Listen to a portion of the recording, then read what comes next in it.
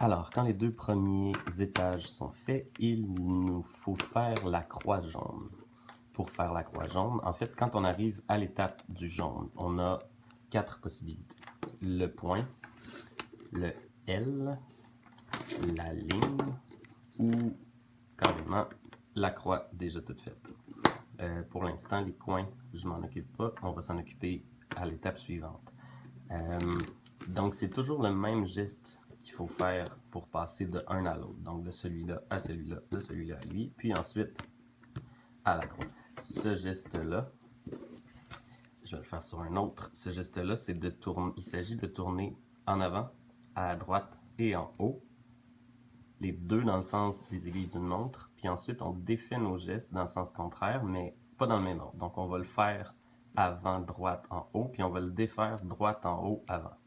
Donc avant, à droite, en haut, à droite on défait, en haut on revient, puis en avant on revient. Ok, donc ce geste-là m'a fait le fameux L. Si je prends le L comme ça, et que je le fais encore, je vais avoir la ligne. Et si je prends la ligne et je le fais encore, je vais avoir la croix. Donc, c'est toujours le même geste. Par contre, il existe un raccourci. Donc, le raccourci, c'est qu'au lieu de prendre une seule couche comme ça, je vais en prendre deux. Donc, si on a le L comme ça, qu'on tient encore en bas et à droite, je vais le faire, mais je vais tourner les deux couches d'en avant. Donc, je fais à droite en haut, je défais en haut, je défais à droite, et je reviens, je ramène les deux, pardon. Pourquoi ça n'a pas fonctionné?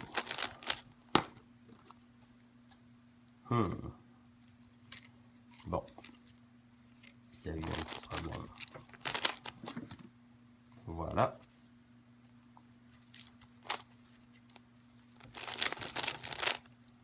Ok, mes deux premiers étages sont complétés. Voilà.